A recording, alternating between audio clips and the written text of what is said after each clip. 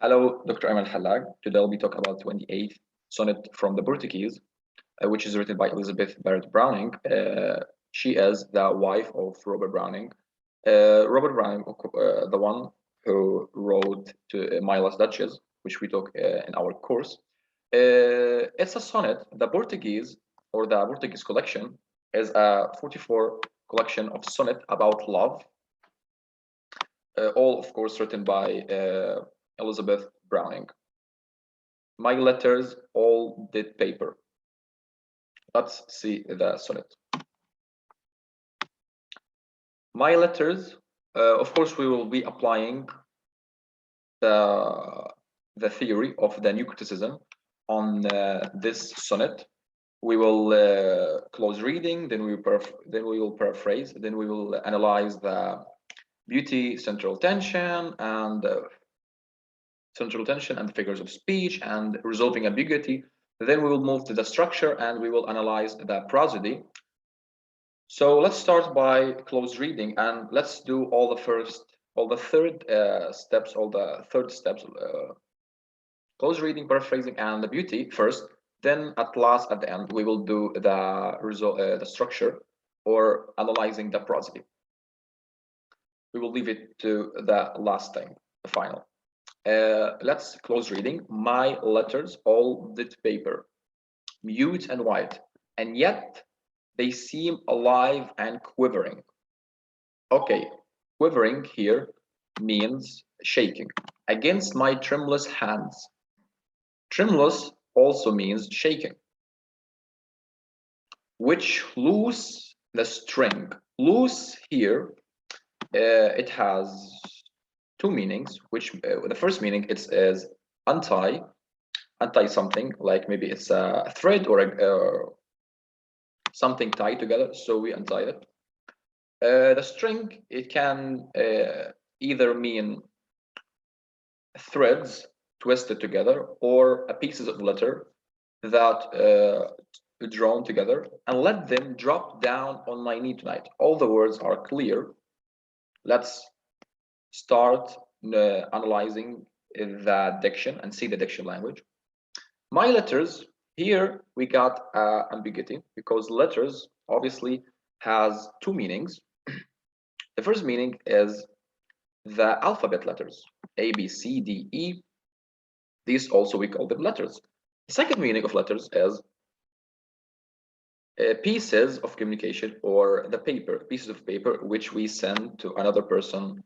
Of course, right now they are not familiar. They are not familiar. They are not that famous. We right now use mail and Facebook and social media communication. So back then, they communicated through letters. So the first meaning is alphabet letters or pieces of communication. How we will know which meaning is more suitable? We will know that from the context. Let's continue reading. All dead paper. Okay, here obviously we got a personification, because she's saying here dead paper, and the paper can be dead. So she is giving a characteristic of a human being, of a living thing, to the paper. And she's talking to the paper as if it's alive and it can be dead. So here we got a personification. Mute and white. Mute here mean unpronounced. They are not read from a long time ago. And white means that maybe here we got like a paradox, how letters can be white, the paper can be white. Maybe it's obviously a paradox. And yet they seem alive and quivering. Okay, here we got another personification. And we also, I think, in my opinion, my own paraphrasing, I think here we got a paradox, because first she said dead paper, and now she is saying alive and quivering. Quivering means shaking. When somebody is shaking, of course he's not dead, and she's obviously saying alive. So here we got a paradox. First she said dead, then she's saying alive and quivering. And of course, alive and quivering are personification, because letters, or even if they were alphabet letters, or if they were pieces of paper, they cannot be alive and quivering. So here is another personification. Against my tremulous hands. Tremulous hands means my shaking hands, which lose the string. Okay, lose here, I said that it can mean untie, and it can mean loose my grip, or relax my grip. The hand, when I relax it like this, I relax the grip, that means I lose it. The string can mean threads that are twisted together, or pieces of letters that are drawn together. And let them, okay, how here loose, that has two meanings, and the string that has also two meanings. This is the ambiguity. We got here a lexical ambiguity, because we don't know which meaning is more suitable.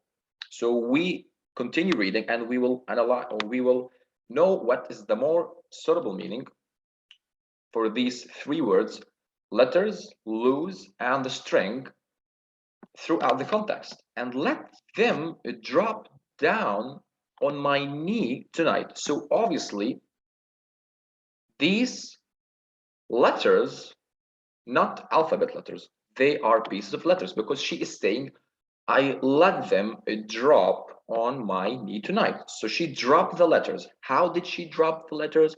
She lose the string. So lose here doesn't mean untie, but she relaxed her grip, because her hands actually were tremulous, shaking, quivering. Her hands were quivering. So she relaxed her grip, and when she relaxed her grip, all the string, the pieces of letters, okay? So all of this is from the context.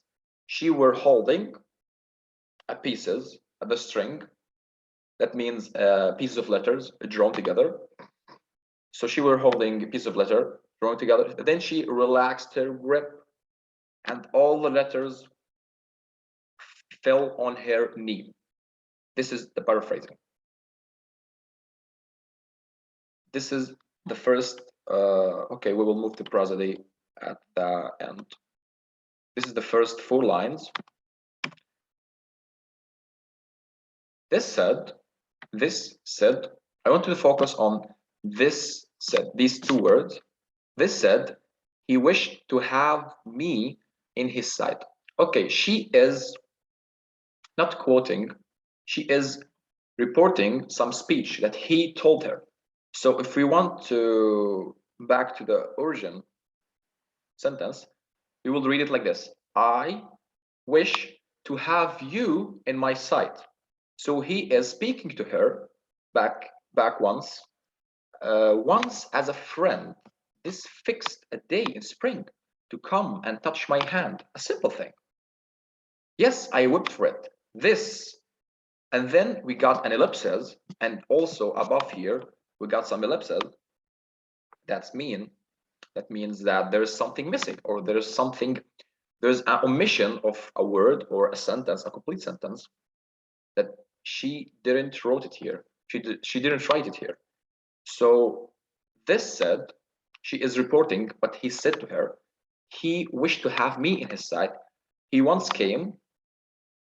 Maybe he sent her a letter, because at the end she's saying, yes, I wept for it.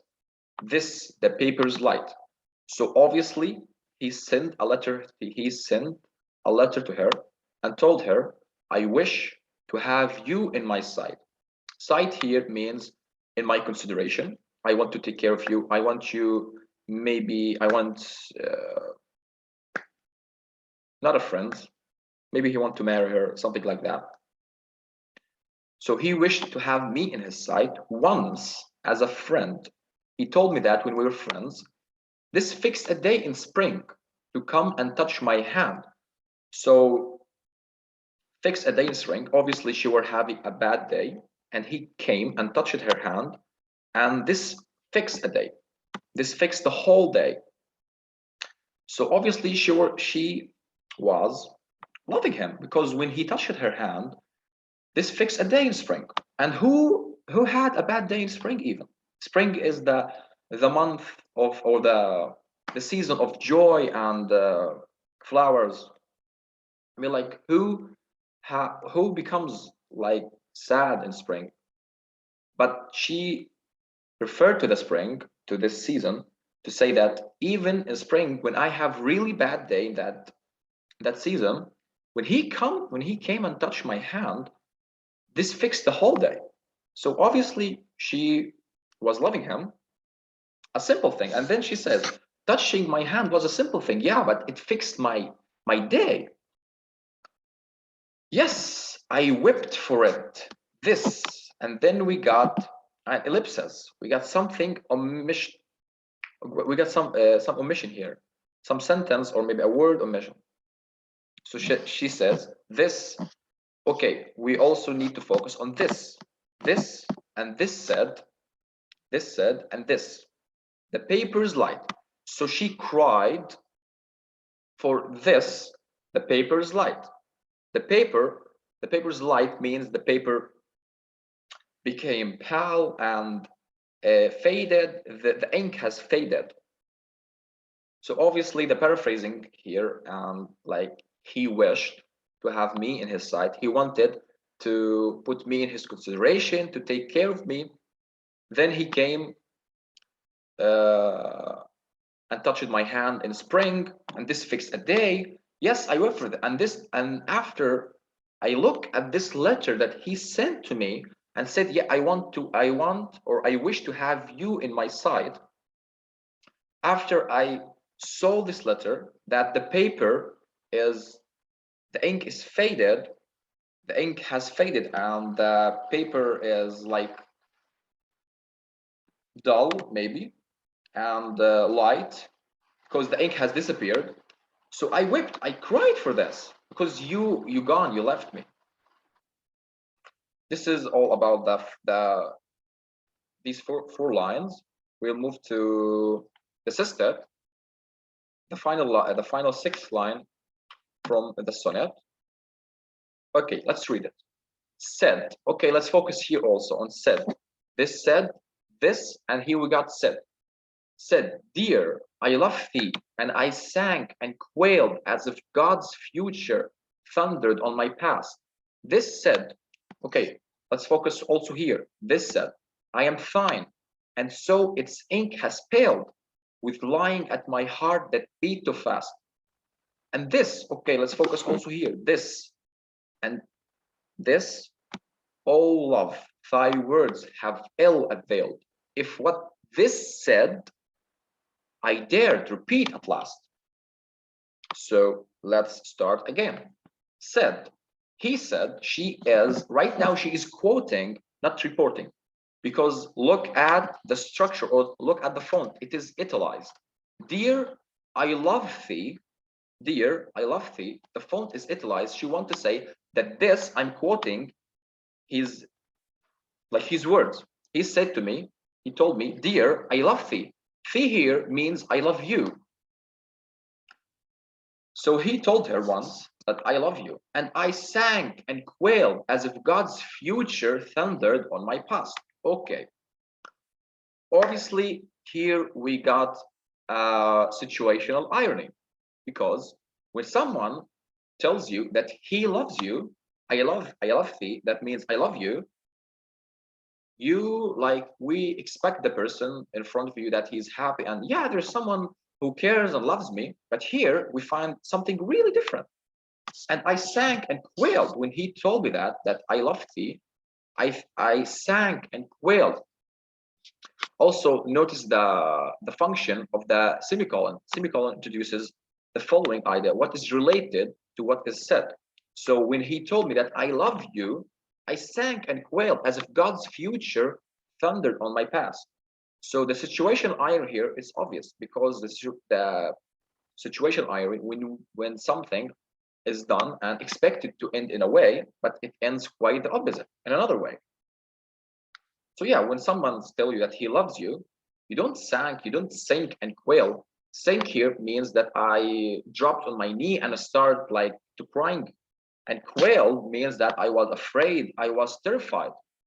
So Obviously, it is a situational irony, because when he told her that I love you, she dropped on her knee and cried, and she started to be afraid and terrified, as if God's future thundered on my past.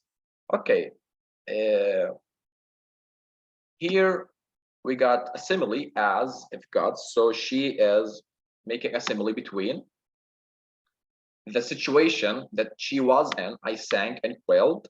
This situation was as if God's future thundered on my past. And we see here tough words, thundered on my past, and God's the powerful.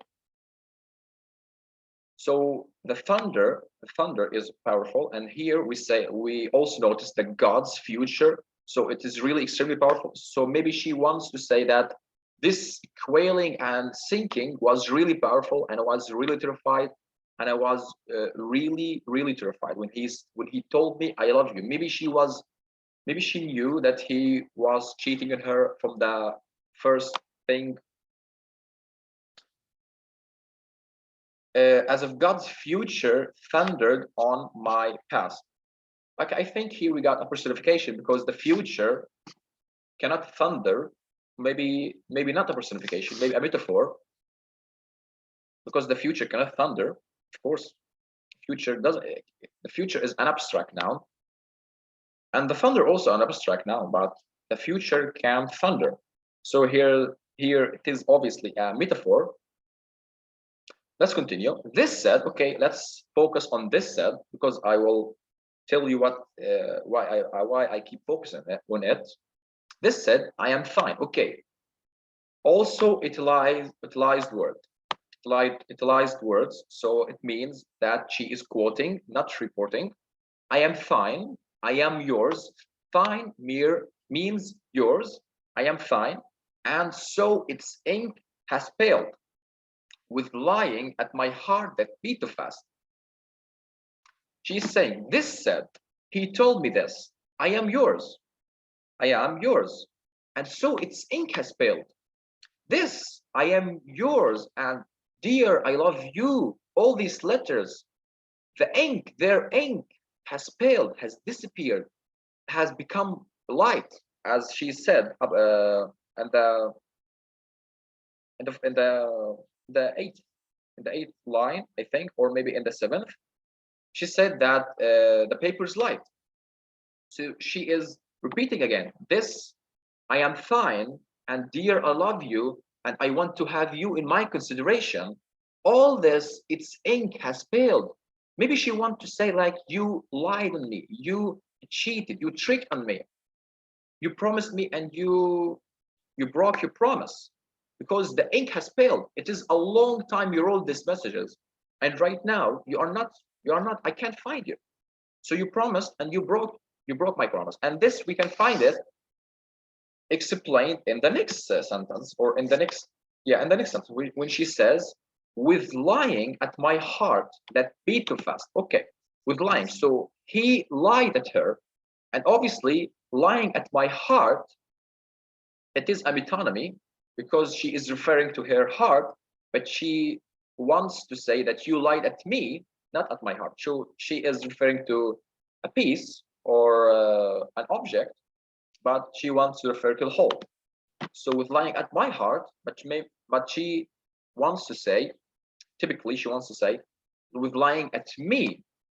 And then we see that beat too fast means that you made me afraid of everything, because my heart beat too fast, you left. And then we say, we see, and this, okay. Focus on this also. Okay, we got right now, I think 4. This said, this said, and we got also this. But here we find an ellipsis, something we find here an omission, maybe of a whole sentence or a whole word, as if she want to deliver a message that, and this, and then she, oh, I'm sick of this, I don't want even to continue. And look, this all is explained on the next sentences. Oh love, thy words have ill availed. If what this said, I dared repeat at last. Okay, it's all explained. It's obvious that she wanted to say another thing that he said to her, just like, dear, I love you, I am yours. She wanted to say something and this, but then she stopped because she is like sick of this. She knows that he lied to her, and she says like, enough, I don't want even to continue. So these 3 periods, or these 3 points, means that I wanted to continue, but I'm enough. I don't want to say more about him because I'm sick of him. And here we find all love. All love is a verbal irony, because I mean, look at the whole sonnet before all love. She's saying he tricked on her, she sang and she quailed, and the ink has paled, and he lied in her heart, and all of this, and then she says, oh love. No, oh love, she doesn't mean that you are my love. No, here's a verbal irony, because she means something, but obviously she doesn't mean it. She means something else. In my opinion, I think she wants to screw him or say bad words, but she cannot do that because she's writing a sonnet that will be that's famous right now. So she cannot use bad word here. But obviously she wants to screw him, because all love is a verbal irony. After all this, what you did to me, I'm not, of course, going to say all love. So here's a verbal irony. All love, thy words, your words, have ill avail. Right now she is speaking to him and says, because how did we know that she is speaking, not him? Because we see and this, but right now, and there we find an ellipsis, and I said like all of thy words, and I'm telling you that she is speaking. How did I know that she is speaking? Because the words or the sentence is not italicized. Whether it is not italicized, so obviously that is not him, because if that was him, she will italize. She could italize the words, so it will be obvious that he said this. And so she is saying, she is telling him, oh love, your words have ill availed. Availed here means helped and benefited. So she's telling him, these words that you told me, I love you and I am yours and I want to have you in my consideration, have ill availed, helped the illness, benefited the illness inside me. They helped me to become sick and ill from your words. The last thing, the resolution, as we will see next in the prosody, if what this said, I dared repeat at last. She's saying, the paraphrasing of the last sentence, she's saying, if what this said, she is referring to all what he said to her. So she is referring to, let me see. Okay, here is it. She's referring to this. This said, he wished to have me. I wish to have you in my sight. Okay, she's referring to this. I wish to have you in my sight. Then she is referring to, okay, she's referring to this. Dear, I love you. Here is the second. And she's referring to this. Said, I am yours. Here we get 3 sentences. This said, and this said. So she's saying, what this said, what all these messages, or all these sentences that you told me, I dared repeat at last. At last, finally, I dared to repeat them because they were hurting me. Because I was, maybe she wanted to deliver a message like, whenever I was opening these letters, I was crying and I couldn't dare to read them, and I couldn't dare to look even at them because they were reminding me of pain and a broken heart, maybe. So she said, at last, finally, I dare to repeat them, and I put them in a sonnet. This is obviously what she means. What this said, all of what the quoted words and the reported, what this said, I dare to repeat at last. Finally, I could repeat them. What you told me and what you lied on me. Okay, this is all about the beauty and the paraphrasing and the close reading. which knowing unknowing words and seeing the diction, paraphrasing, and beauty. We okay, and the last thing, the organic unity. We see it obvious because every line explains the line before, and we will also look at this at the prosody when we see that there is an octave, the first 8 lines, and then we find a sestet. Okay, the octave is the conflict, the problem, and the sestet is the resolution that resolve everything. And we can find this obviously here. If what this said, so she's saying the problem was that I couldn't. Whenever I look at these letters, I began to cry, and I'm scared, and I can't look even at them because they make me cry because he lied at me. So let's back again. Okay, let's right now analyze the prosody. Okay, the prosody or the structure the prosody has 5 things: the rhyme scheme, the rhythm, the meter, and the feet, and the tone.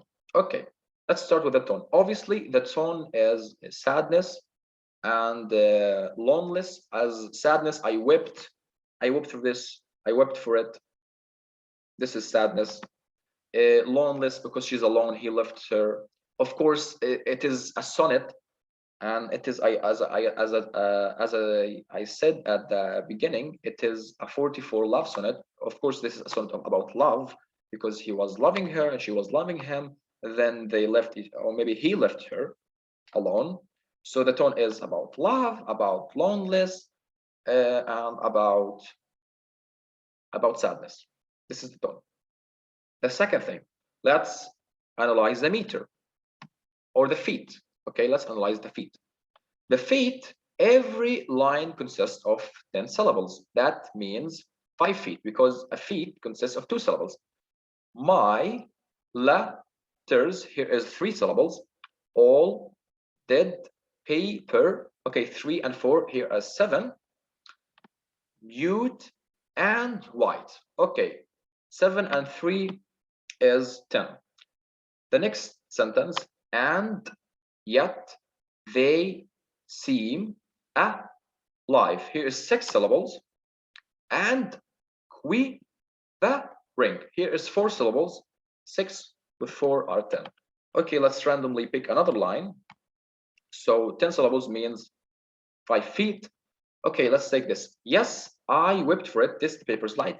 Yes, I whipped for it. Here we got 5 syllables. This, the paper's light. Okay. The feet. Each sentence consists of 10 syllables. That means the feet is 5 feet. Every sentence consists of 5 feet. And obviously, because every sentence consists of 5 feet, the meter will be the iambic pentameter. Why it is the iambic pentameter? The iambic pentameter comes when the sonnet is when the feet is 5 feet, and the first syllable is stressed. The second syllable is unstressed. The third syllable is stressed, unstressed. So this is the code of the iambic pentameter. 5 feet. Each feet consists of 1 stressed syllable and 1 unstressed syllable. Stressed, unstressed, stress, unstressed. And we can find this. My letters, all dead paper. We find stress, unstress. This is the rhythm, which is stress and unstress. We find here a pattern of the rhythm, which is unstressed, which is stress and unstressed. My letters, all dead paper. This is the rhythm, which is stressed and unstressed.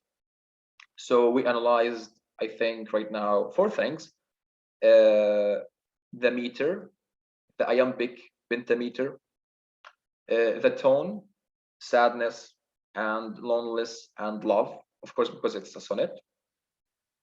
The rhythm, unstressed and stressed, stressed and unstressed. This is the rhythm. And we also analyzed the feet. 5 feet for each sentence, which consists of 10 syllables. Okay, the last thing is the rhyme scheme, and to know what is the type of this sonnet. Okay, the rhyme scheme is obviously, I put them in attention. 4 lines, and the last thing is 6 lines together. Okay, let's look at the end. White, quivering, string, tonight. Okay, white, tonight, quivering, string. So we got A, B, B, A. And here we got sight, spring, think, light. Sight, light, spring, think. Sight, light as white and tonight. So we got A, B, B, A, A, B, B, A. This is the octave. This is the octave. The last thing I got, quailed, fast, paled, fast, availed, last. So we got A, B, B, A, A, B, B, A, then A, B, C. So we got quailed, C, fast, D, paled, C, fast, D, availed, C, and last, D. So we got C, D, C, D, C, D, C, D, C, D, C, D. So ABBA, ABBA, CDC, DCD. It is a Petrarchian sonnet, consists of 8 lines. These 8 lines are the conflict, the problem, which arises the problem and explains the problem. The last 6 lines, which are these are the resolution.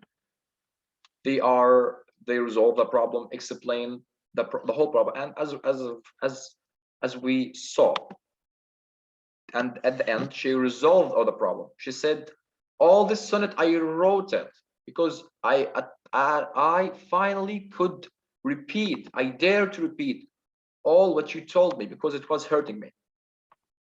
So it is a Petrarchian sonnet. Of course, it doesn't have a closing couplet like Shakespearean sonnet. And this is all about the sonnet. It is a sonnet about love from the Portuguese for Elizabeth Browning. And thank you, Doctor, for watching. I hope you like this sonnet as well as my presentation and my performance. Thank you a lot and have a good time.